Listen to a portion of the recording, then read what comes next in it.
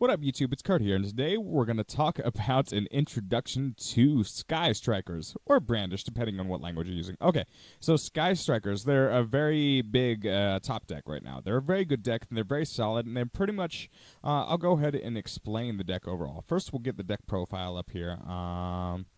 And yeah, so this is kind of the deck profile I'm using. It's very similar to builds you will see in tournaments. The whole idea of Sky Strikers is that they control the board. They control the board, and they have cards that pretty much fit every situation, give you a lot of card advantage. That's why they place at a lot of tournaments. So as far as will it be consistently number one, like in regionals, it probably won't be number one, but it will consistently place, and that's because it's a very consistent deck.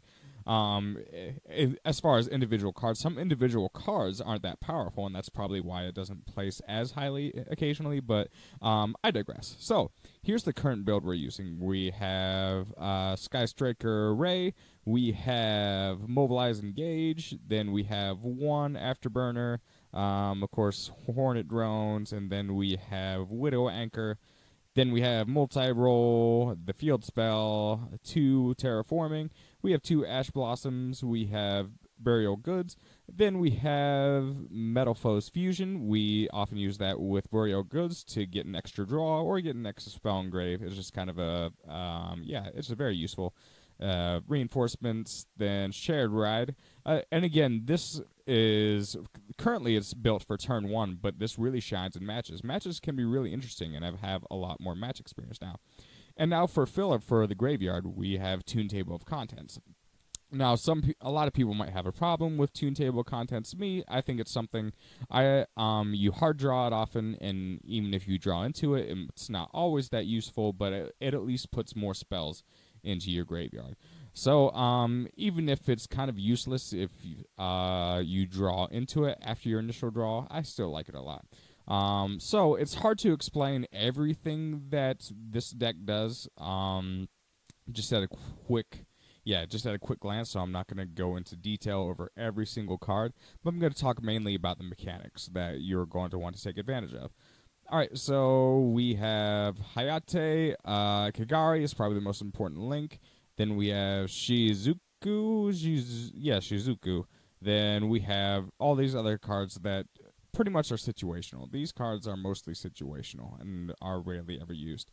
Side deck, very important in the side deck to put trap spells in your side deck, because a lot of times in the tournament, in a match, people will elect to go first after you beat them, or etc., etc. So Struggling Battle will be great for that. Royal Decree, excellent card for this deck. You'll want to have 3 Royal Decrees in your side decks because that'll lock down a lot. That'll lock down a lot of your opponents. Should you decide to, if you go first, if you brick pretty much the first game and then you're able to go first and you know your opponent's playing a lot of traps, Royal Decree will pretty much lock them down. Lockbird's in here just in case, 2 copies. You can combine some of these cards, Mind Crush, and again, if you go second, a lot of people will elect to go first after you beat them. Raijeki and Dark Hole are excellent. And then these, Waking the Dragon with a combination of Raid Raptor, that's just kind of, kind of filler for now. You can probably find your own cards. I would recommend finding your own cards, but for me, that's filler. All right, so with that in mind, let's try to get into a match here. Let's see if there's any match here. All right, so I'm going to make a match.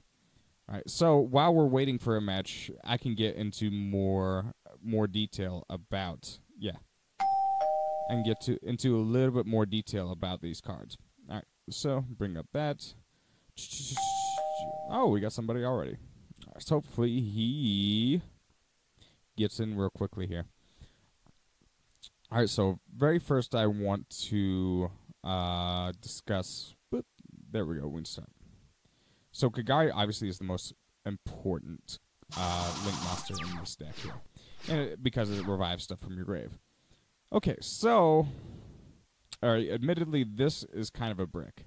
There's not much we can even really play here because of the match in this first turn. I could play multi-roll, I guess. but that's going to give away information. We do not want to give information away in a match if we don't need to, and it's not really going to benefit us. So we are going to end the turn here. Pretty much take a hard pass, and that's really unfortunate. But so because of the way the match is structured, we're going to pass there. So we immediately know he's playing Pendulums, and that's extremely valuable information. And also it's combining normal monsters. That's weird. Alright, whatever though. Alright, so playing Pendulums, that's insanely great information. Alright, because this is such a bad hand, this is, and again, this is a vast minority of the hands you will get. These are cards that we only have one copy of for a very specific reason.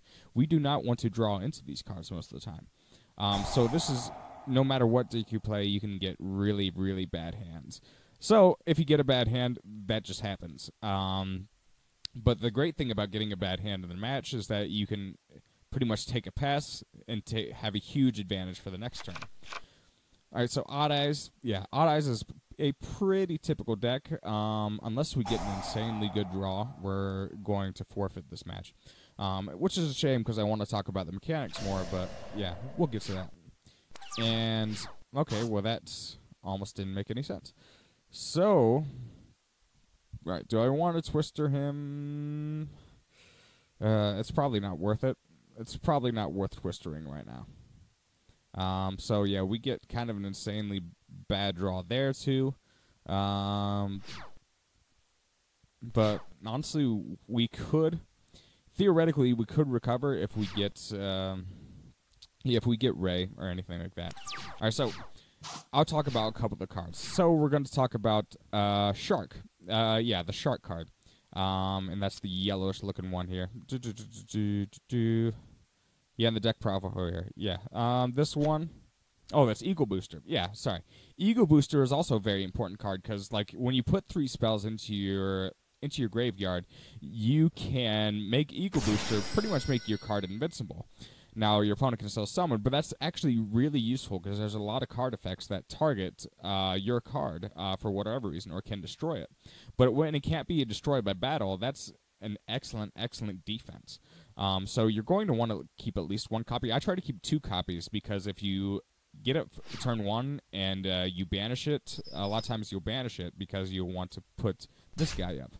You want to put Multi-Roll up, and Multi-Roll will banish it when it leaves the field. So, yeah, those are important things to keep in mind. That's why I run 2, because I think Eagle Booster is worth running 2. And you always want Widow Anchor at 3. Widow Anchor, monster effects are just huge. But hopefully we can get a setup here to where, yeah, I'm showing you how the initial setup goes. So yeah, the most important thing to know for new players is a lot of times this deck revolves around getting this card. Getting Multi-Roll first turn. And that's an important thing to remember.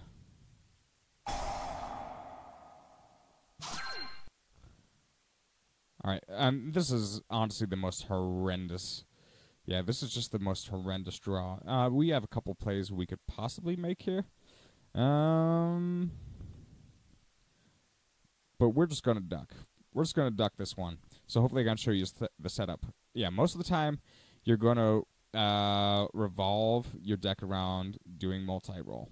Now, as far as what we can use for his deck, we're going to elect to go first.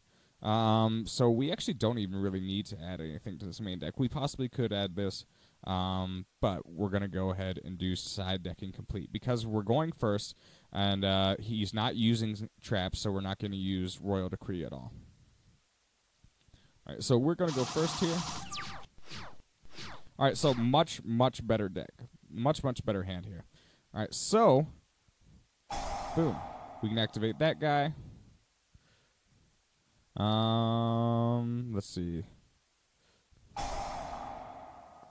We're going to go ahead and this is why I like to do first turn with this hand here.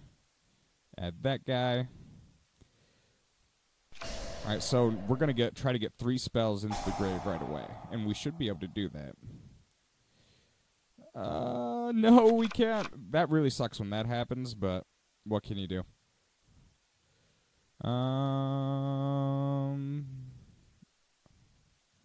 Alright, we're just going to draw a card here. Sweet! Alright. So... yeah, we're going to... alright, so now we can draw... yeah, now we can get into the Hornet Drones. So the Hornet Drones, we can get the 3 spells. A lot of times you want to focus on getting 3 spells into your grave if you can. And that's the key word, if you can. If you can't, it's not the end of the world. Alright, so we got Hornet Drones there. Boop, boop, boop. And... alright, so... first, we're going to summon into... yeah, this guy here. And the reason why we don't want to summon Hyakki or whatever, the orange one. We don't want to summon the orange one yet because we don't want to pull those spells out of grave yet. Because we want to draw that extra card. Again, it's all about a lot of it's all about card advantage, and a lot of it's about knowing how to revive this mechanical engine here. All right, so because we got that. Alright, now, because we have 3 spells in there, and we got the card advantage there, we go into Kagari, that's the one. Yeah, Kagari. We go into the orange one, Kagari here. Revive this guy. I shouldn't call it a guy, it's more of a girl, but whatever. Alright, so now we're getting into our more important card here. We're getting Widow Anchor. And we're drawing another card. So as you can see, the draw here is just really ridiculous. The first turn card advantage, it's pretty insane. And that's the idea so far. Alright, so now we got what we wanted. We can't do anything left with this monster, so now we go into Shizuku. Alright, so this is very important to pay attention to. This is what... pretty much this will be the end of my main points once I go to the end phase here. So this is what you're going to do. Activate his effect. Do that first. Activate his effect first. And either get into Widow Anchor. I already have a copy of Widow Anchor, so I'm not going to really use Widow Anchor. Because I have Widow Anchor, I only see the necessity of keeping 1 copy. You can put 2 up if you want to. But you make sure always chain is on. If you're live, that doesn't matter. And so you can activate it from your hand. So when you activate it, you can activate multi-roll, and then you'll be able to set it. All right, and yeah, I'll go ahead and set one of these. You don't always want to set. You don't always want to set engage with multi-roll, but because I have 2 copies, it's not a big deal. All right, so that's the most important thing to pay attention to, and that's the general setup here. Once you get to know the cards, the deck should be a lot easier.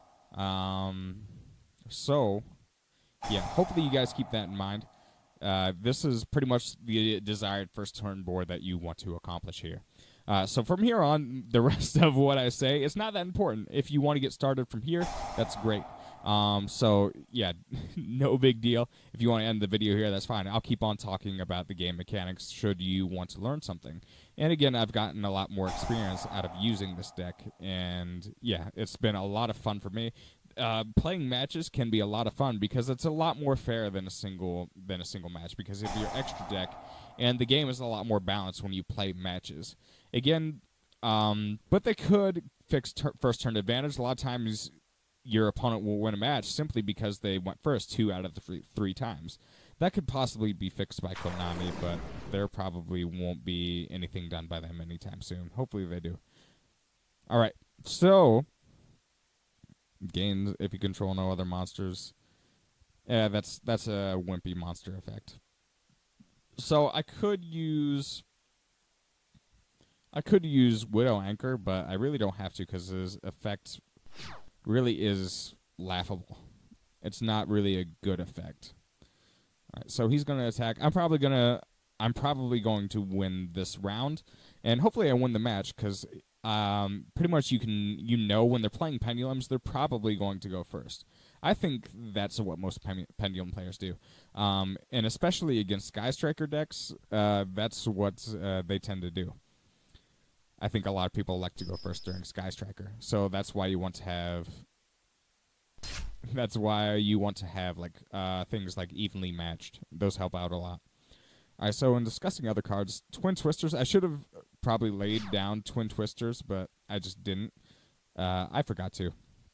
But Twin Twisters can be a godsend because it helps you get more spells in. You can destroy your own. You can destroy this card and get this card out of your deck onto your field, and that helps you summon one of your link monsters. So that is also a good combo that you want to keep in mind. Let's see. Your opponent... You cannot target Magician, Performer, or Odd Eyes. That's a... Oh, it returned it. I probably should have paid attention to that. So again, this deck is heavy in targeting. That's one thing to keep in mind. A deck that's heavy in targeting, a deck that prevents targeting, is probably going to do a lot better against it. And those are just things to keep in mind. But there are still ways around it. That's why we carry things like Raigeki and Dark Hole, because they do not target. They help us get around anti-targeting effects. So this will probably be a pretty long video. I'm sorry if this is a long video. Maybe I'll edit it down. Sometimes these matches take a while. And it looks like he might even time out. That's kind of lame when people time out. His plays seem kind of straightforward here. That's the downside of Sky Strikers. They can take a long time, and there's nothing... If you're in a tournament, I mean, a tournament's going to take long anyway, so who really cares? But yeah, if you want a faster deck, like, you'll probably play Trickstars or something like that. But, yeah, who really cares? So, alright, time limit up. We were probably going to win that one anyway, so who really cares? All right, so we pretty much know he's going to elect to go first. So hand traps are going to be good. Shared Ride, we'll just go ahead and ditch Shared Ride. We don't need Shared Ride if he's going first. Why would we care? So because he's playing Pendulums, we'll put Struggling Battle in here. And we're not even going to worry about doing a Lockbird. We'll put both of these in. So what I like to do... Yeah, what I like to do... Let's see what I can substitute out here. We don't really need Eagle Booster. So we'll get rid of Eagle Booster. Well, Eagle Booster is a valuable card, but mostly when you go first. If you don't go first, it's not as valuable. So we'll change that out. We'll change out 1 Day of Peace.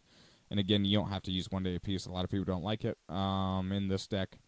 But I like to use it sometimes. Yeah. What was I doing? I was adding Raigeki. That's what I was doing. All right, so unless we get just a complete brick, we should own this guy. But we will see. Okay. Oh. That's halfway a brick. I'm not going to lie. So, but even if we lose this match, we still made excellent points about what it means to have card advantage, what it means to play Sky Strikers, and what kind of setup you're initially looking for. So yeah, that really sucks. When you add 5 cards, like again, you're only drawing 1/6 of your deck.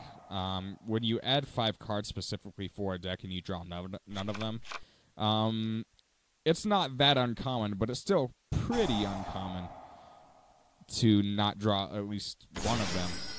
You're drawing 1/6 of your deck, so if you add 6 cards, it would make sense that the majority of the time you draw one of them, but whatever.